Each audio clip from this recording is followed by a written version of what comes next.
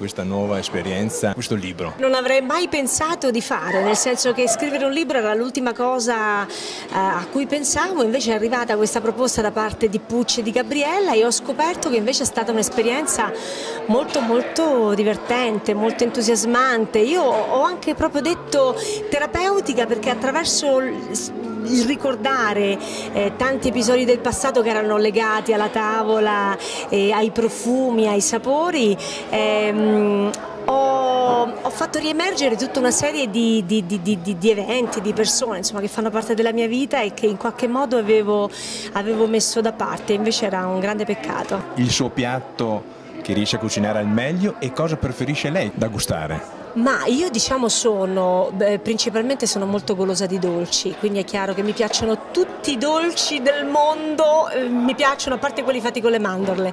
Per quanto riguarda la cucina, so cucinare mediamente un po' di tutto, però poi ecco, se devo dire i piatti, quelli con i quali insomma ho un successo abbastanza assicurato, mi piace molto fare le melanzane alla parmigiana, la pasta fatta in casa, gli gnocchi, piuttosto che la paella per esempio, che è un piatto che ho scoperto in Spagna che mi piaceva molto e che quindi ho riprovato a fare a casa, e man mano, insomma, attraverso l'esperienza è riuscito ad essere uno dei miei piatti forti. E poi mi piacciono naturalmente anche i dolci, cioè mi piace cucinare i dolci per gli altri, perché naturalmente io ne mangio pochi.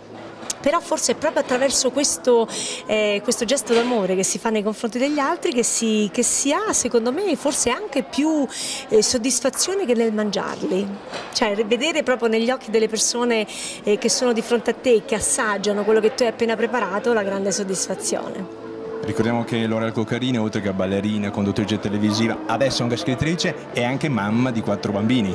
Beh, più che anche sono prima di tutto mamma di 4 bambini, sì, e poi insomma molto. Come riusciamo molto a far impegnata. combaciare la professionalità del suo lavoro con quello di essere mamma? Come tutte le donne del mondo, perché insomma oggi come oggi parlare di una donna che si occupa solo della famiglia credo sia un po' anacronistico, insomma, anche perché è bello, soprattutto quando si ha la fortuna di fare un lavoro che si ama, riuscire in qualche modo a portare avanti il piacere, il gusto della famiglia, ma anche continuare a volersi bene, quindi togliersi le soddisfazioni. Io faccio un lavoro che ho scelto, ho il privilegio di fare un lavoro che ho scelto, e quindi cerco in qualche modo di portarli avanti con grande equilibrio.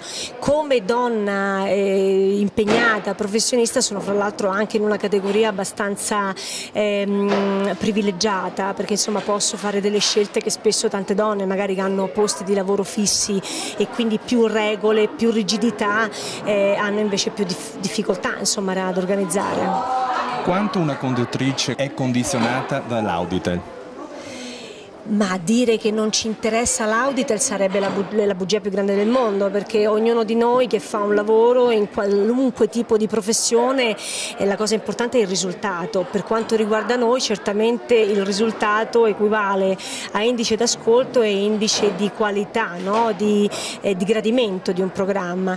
Non sempre tutti questi due aspetti si riescono a far, come dire, si riescono a far combaciare, a far vivere in equilibrio, però insomma la bravura sta anche in questo. Il segreto per rimanere così bella e in forma? Ma io non lo so se c'è un segreto, credo che ci siano solo tanti piccoli accorgimenti, soprattutto credo che su tutto ci sia un grande piacere per la vita, una grande voglia di vivere e un grande amore per noi stessi. Se noi riusciamo ad amare noi stessi appieno, credo che riusciamo a presentarci anche agli altri, ad amare gli altri ancora di più, se non allo stesso modo.